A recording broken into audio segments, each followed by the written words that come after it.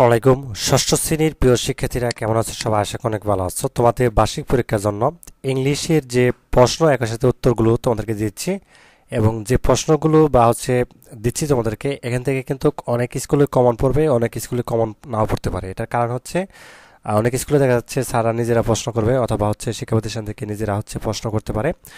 কাজে সেখান থেকে কিন্তু নাও কমন পড়তে পারে, আবার কিছু কিছু স্কুল থেকে কমন পড়বে।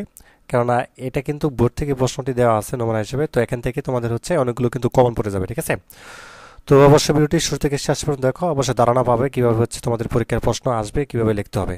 ঠিক আছে, তো তোমাদের প্রথমে থাকবে এটি 100 মার্কের পরীক্ষা হবে তোমাদের ইংলিশের। তো পার্ট এ থাকবে তোমাদের রিডিং পার্ট। ঠিক আছে, তো একটা প্যাসেজ দেখতে পাচ্ছ এখানে শুরুতেই, Bangladesh and the United kingdom. ঠিক আছে, তো বাংলাদেশ এবং ইউনাইটেড কিংডমের সম্পর্কে একটা প্যাসেজ দেওয়া আছে, অর্থাৎ তাদের কালচার বা সাংস্কৃতিক যে বিষয়গুলো সেগুলো। তো এই প্যাসেজের আলোকে তোমাদেরকে নিচে কিছু choice the best answer from the আলটারনেটিভস। তো নিচে কিছু অর্থাৎ প্রশ্ন দেওয়া আছে, এই প্রশ্নের আলোকে তোমাকে বেস্ট আনসারটা অর্থাৎ করতে হবে। ঠিক আছে, লিখতে হবে আর কি। তো বহু নির্বাচনের মতন আর কি। তো এখানে 5টি রয়েছে, এই 5টি প্রশ্ন উত্তর দিতে পারলে তুমি 5 নাম্বার পাবে। তো প্রথমে দেখো কি প্রশ্ন দেওয়া আছে, what type of family structure in more common in Bangladesh. ঠিক আছে, তো এখানে তোমাদের এটা কি হবে, এক্সটেন্ট ফ্যামিলি হবে। ঠিক আছে, এক্সটেন্ট ফ্যামিলি মানে যৌথ পরিবার যেটা আর কি সেটা। তো বাংলাদেশের যে পরিবারগুলো দেখা যায় সেটা কীরকম, তো এটা তোমাদের বি নাম্বার উত্তরটি হবে। আচ্ছা, তারপর দেখো 2 number, then which festival is celebrate in Bangladesh. বাংলাদেশের মানে সেলিব্রেট হয় কোনটা? তো তোমরা সবাই জানো ঈদ বেশি সেলিব্রেট হয়, তাই না, বাংলাদেশে যেহেতু মুসলিম কান্ট্রি। তো এটা হবে তোমাদের সি নাম্বার, ঈদ। আচ্ছা, 3 নাম্বার প্রশ্নটি দেখো, what is a key aspect of social behaviour in Bangladesh. Bangladesh আসলে সোশিয়াল বিহেভিয়ার, যে সামাজিক যে আচরণগুলো রয়েছে সেটা আসলে কোন ধরনের? তো এটাও তোমাদের হসপিটালিটি হবে। ঠিক আছে, হসপিটালিটি, উত্তরটা কী হবে, হসপিটালিটি। আচ্ছা, তারপরে 4 নাম্বার প্রশ্নটি দেখো, what is one the what is one thing that valued by both societies.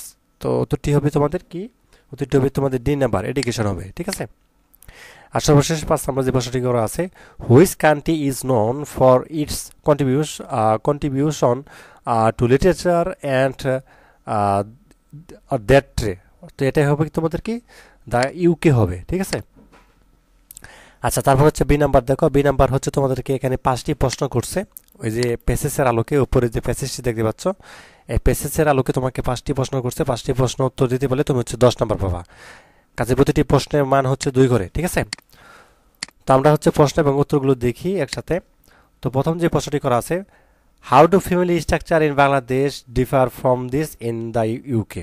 ঠিক আছে, মানে কীরকম আর কি ডিফার দেখা যায় কীরকমভাবে এই বাংলাদেশ এবং ইউকের মধ্যে।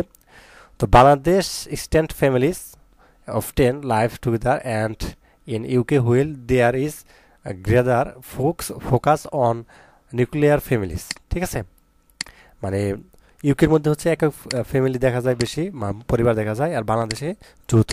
ঠিক আছে, আচ্ছা, name on festival celebrated in Bangladesh and on the UK. এই যে বাংলাদেশের মধ্যে সেলিব্রেট মানে উদযাপন করা হয় কি আসলে, এবং ইউকের মধ্যে কি কোনটা। তো তুমি আনসারটা এইভাবে লিখবা যে Bangladesh festival celebrate like Eid and while the UK celebrate Christmas. ঠিক আছে, তো তারপর 3 নম্বর প্রশ্ন দেখো, describe a key aspect of social behaviour in the UK. তো উত্তরটা লিখবা, in the UK politics is a key aspect of social behaviour. ঠিক আছে, এটুকু মুখস্থ করবা। তো 4 নম্বর প্রশ্নটি দেখো, what are some cultural contribution of Bangladesh. তো লাগবা, Bangladesh has a rich tradition of literature and arts. তারপর 5 নম্বর প্রশ্নটি দেখো, how do both countries value education. তো এখানে উত্তরটি লাগবা যে কি আনসারটা, যে despite some difference both countries value education and have made significant efforts to improve literature. ঠিক আছে, এটাই আমাদের প্রশ্নের আনসারটি দেখলাম। তো তারপর দেখো 2 নঙে যেটি দেওয়া আছে, read the following story and answer the question that follow. এখানে আরেকটি দ্য ভার্ব জার্নি এখানে দেওয়া আছে। তো এখানে একটা প্যাসেজ দেওয়া আছে ছোট, এই প্যাসেজটা একটু পড়ে নিতে পারো তোমরা। তো এখানে তোমাদেরকে যেটি বলছে যে read the statements and write whether the are the true or false. If false, give the correct answer. তো এখানে ট্রু ফলস লিখতে বলছে এবং যদি ফলস হয় তাহলে তোমাকে কি করতে হবে, কারেক্ট আনসারটা লিখতে হবে, তাই না? Arif lived in a big city, Arif একটি বড় শহরে বাস করে, এটা কি ট্রু না ফলস? তো তোমরা প্যাসেজটা যখন পড়বে যেখানে দেওয়া আছে, ঠিক আছে, কারণ সে কিন্তু গ্রামে বাস করে, এটা অবশ্যই ফলস হবে। আচ্ছা যাই হোক, আমরা হচ্ছে তোমাদেরকে আনসারটি দেখাচ্ছি। এখানে তোমাদেরকে আনসারটা হচ্ছে এরকম, এখানে খেয়াল করো ভালোভাবে, যে Arif lived in a big city, Arif কি বড় শহরে বাস করে? না, ফলস। কারেক্ট আনসারটা কি হবে? Arif lived in a small village, ছোট একটা গ্রামে বাস করে, তাই না? এটুকু আনসার, কারেক্ট আনসার যেটা। আচ্ছা, Arif found a diary in the forest, একটা ডায়েরি পায়, তাই না? আরিফ কোথায়, মানে জঙ্গলে একটা ডায়েরি পায়, এটা কিন্তু ট্রু, শুধু ট্রু লিখে দিবা, এটা আর কিছু লেখার দরকার নেই।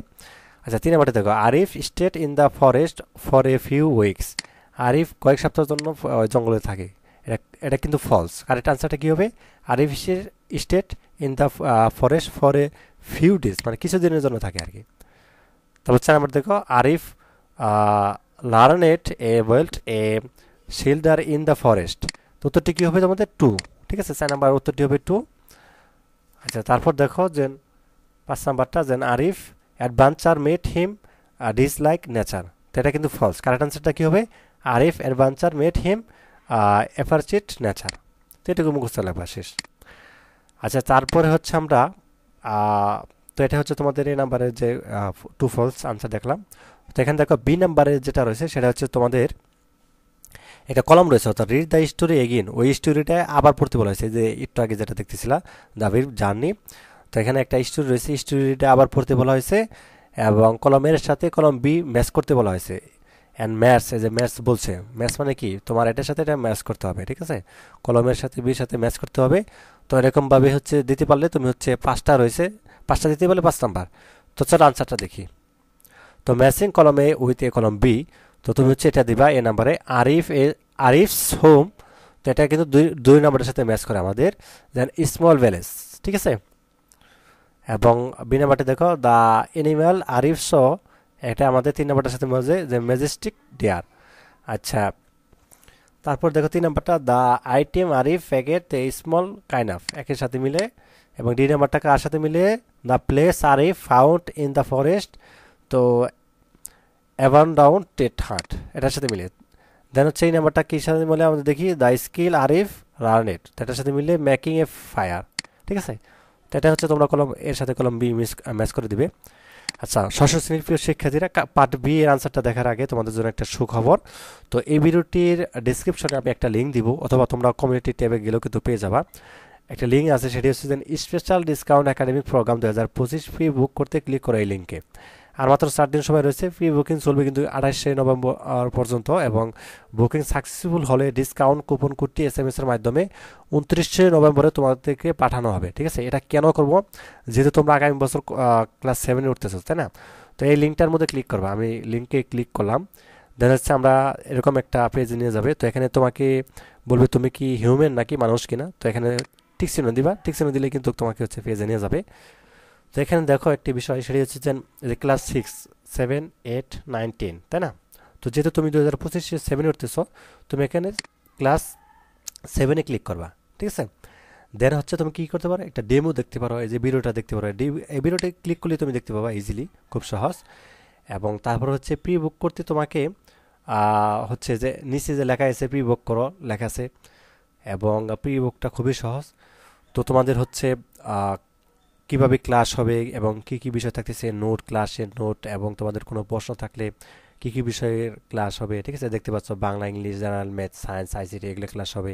এবং এগুলোর হচ্ছে সাজেশন বা হচ্ছে তোমাদের হচ্ছে যে নোটগুলো রয়েছে সব কিছু দেওয়া হবে। এবং তোমাদের যদি কোনো ধরনের প্রশ্ন থাকে এখানে করতে পারো, ঠিক আছে, এবং প্রশ্নের আনসারগুলো দেখতে পারো, যে কোর্সটি কেন করব, ক্লাস কবে থেকে শুরু। এটা করলে কি হবে, তোমাদের আলাদাভাবে আর কোনো কিন্তু তোমাদের হচ্ছে প্রাইভেট বা হচ্ছে আদার্স যে বিষয়গুলো সেগুলো কিন্তু জানা থাকবে না, একদম সহজে কিন্তু বিষয়গুলো করতে পারবে।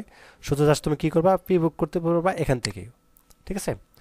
এখানে একটা নাম্বার দিবা, যে কোনো একটা ফোন নাম্বার দিবা, দেন হচ্ছে ওই নাম্বারটার মধ্যে একটা ওটিপি যাবে, দেন হচ্ছে তুমি এগিয়ে যাবা, ওটিপিটা বসাবা, তোমার নাম দিবা, তুমি কোন ক্লাসে বা আদার্স যে বিষয়গুলো আছে, এবং পিন নাম্বার দিবা। ঠিক আছে, পিন নাম্বারটা লিখে রাখবা ডায়েরিতে পরবর্তী সংগ্রহের জন্য।